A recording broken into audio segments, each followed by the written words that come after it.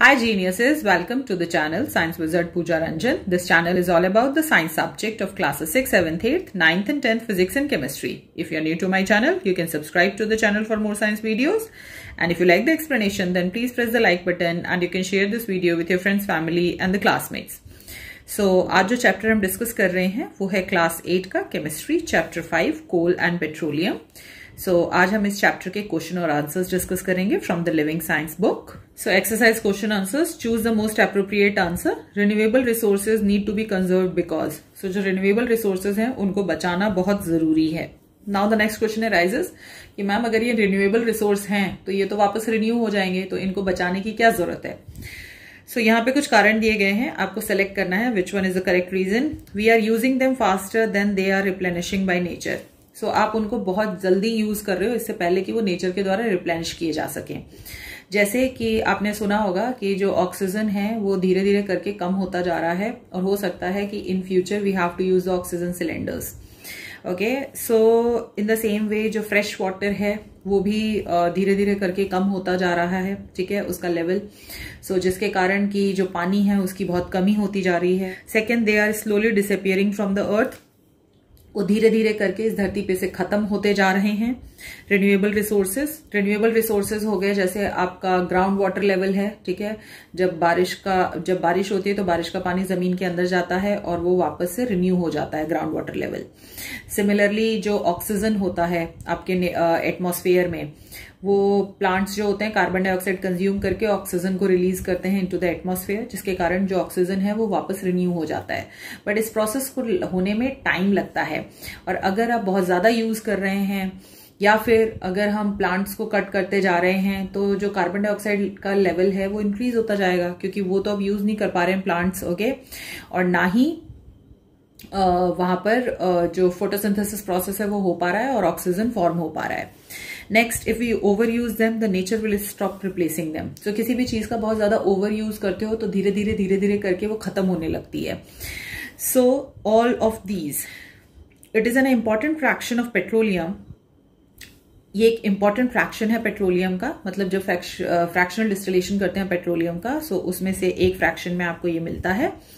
इसको further distil किया जाता है to get the lubricating oil and the paraffin wax.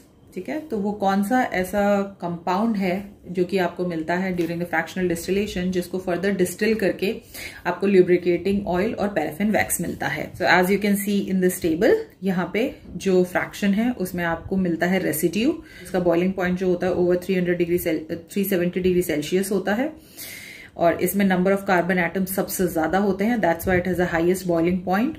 और इसी को जब प्रोसेस किया जाता है तो इससे आपको ल्यूब्रिकेटिंग ऑयल और पैराफिन वैक्स मिलता है. So the answer is residue. Next, coal mainly contains. So जो कोल होता है उसमें सबसे ज्यादा मात्रा में सिर्फ कार्बन पाया जाता है और जो एलिमेंट्स होते हैं वो बहुत कम मात्रा में पाए जाते हैं. So almost 60 to 70% is the carbon only.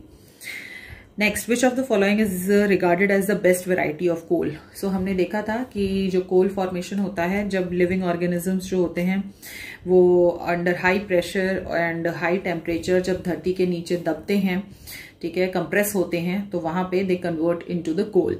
सो इस प्रोसेस के दौरान different variety of coal formation होता है. जो डेड लिविंग ऑर्गेनिजम्स हैं जब वो पूरी तरीके से डिकम्पोज हो जाते हैं तो वहां पे आपको हाईएस्ट वैरायटी ऑफ कोल मिलता है and that is called the anthracite, जिसमें कि सबसे ज्यादा मात्रा में कार्बन प्रेजेंट होता है.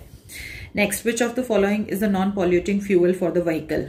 सो पेट्रोल, डीजल एंड कैरोसिन, इनको जलाते हैं तो इनमें से हार्मफुल गैसेस रिलीज होती हैं. कंप्रेस्ड नेचुरल गैस है. This is the non polluting fuel जो कि व्हीकल में यूज होता है, इसीलिए दिल्ली में सीएनजी ज्यादातर ऑटोज में यूज होता है. The destructive distillation, coal is heated strongly to about. So जब कोल का डिस्ट्रक्टिव डिस्टिलेशन किया जाता है मीन्स कि उसको हीट किया जाता है without oxygen at the temperature of 1000 degree Celsius. So वहां पे आपको डिफरेंट कंपाउंड्स मिलते हैं. Which of these is not a natural source of energy? तो इनमें से कौन सा जो है वो नेचुरल सोर्स ऑफ एनर्जी नहीं है, मीन्स वो सोर्स ऑफ एनर्जी जो कि आपको नेचर से मिलता है. सो कोल जो है वो आपको नेचर से ही मिल रहा है, पेट्रोलियम आपको नेचर से मिल रहा है, सन जो है that is also the natural source. Electricity जो है वो नेचुरल सोर्स नहीं है क्योंकि इलेक्ट्रिसिटी जो है वो आपको प्रोड्यूस करनी पड़ती है. नेक्स्ट, फॉसिल फ्यूल्स जो होते हैं रिन्यूएबल होते हैं बट एग्जॉस्टेबल होते हैं. नो फॉसिल फ्यूल्स जो होते हैं they are non renewable resources. Renewable और इनएग्जॉस्टेबल होते हैं, this is also wrong. Non renewable होते हैं but can be recycled, no. Fossil fuels को आप रिसाइकल नहीं कर सकते, एक बार वो कंज्यूम हो गए तो. नॉन रिन्यूएबल होते हैं और can not be recycled, this is the correct one. Which of these is not a fossil fuel?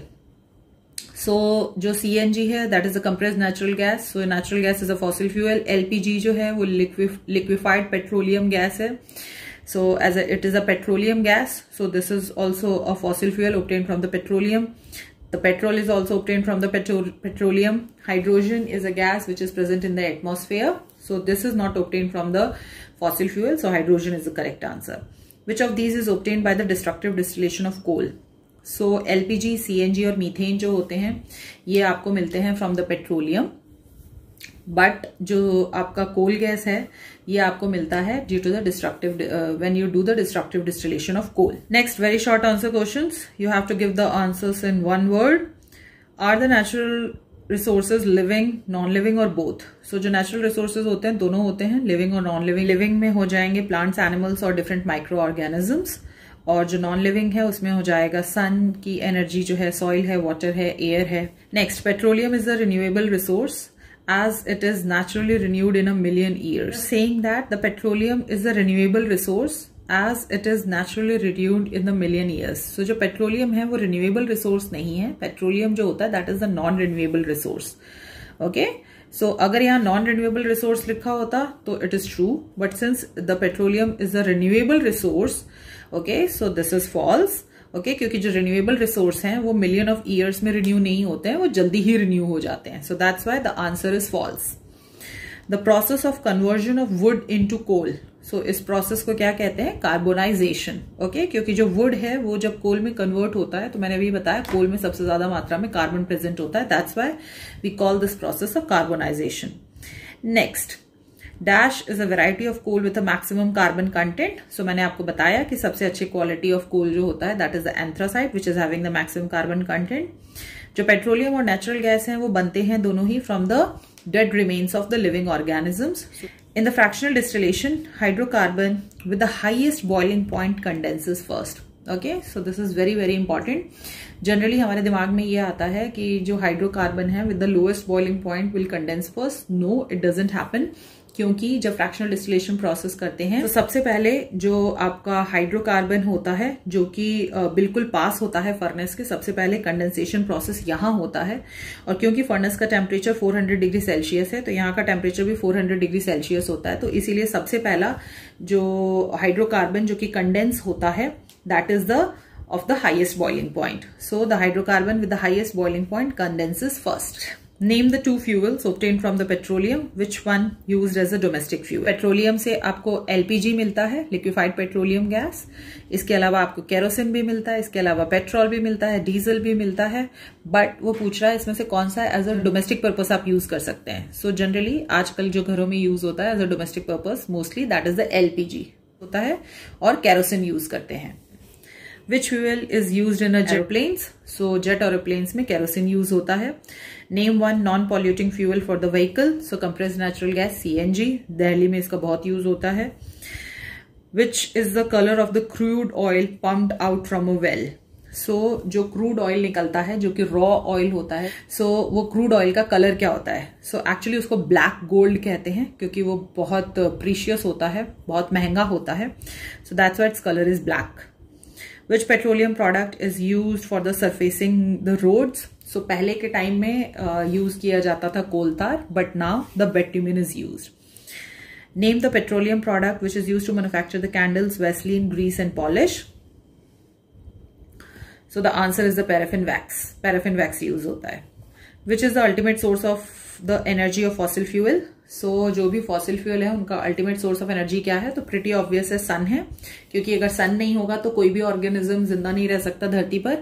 क्योंकि सन नहीं होगा तो प्लांट्स नहीं होंगे, प्लांट्स नहीं होंगे तो कोई भी ऑर्गेनिज्म जिंदा नहीं रह सकता. और जब लिविंग ऑर्गेनिजम्स ही जब डिकम्पोज होते हैं under the high temperature and pressure deep inside the earth crust, तभी आपका फॉसिल फ्यूल बनता है. सो सन ही है जो अल्टीमेट सोर्स ऑफ एनर्जी है. The fuel obtained from the coal that is almost pure form of carbon is the coke. So this is it about this video. बाकी के जो C और D section है that I will cover in the next video.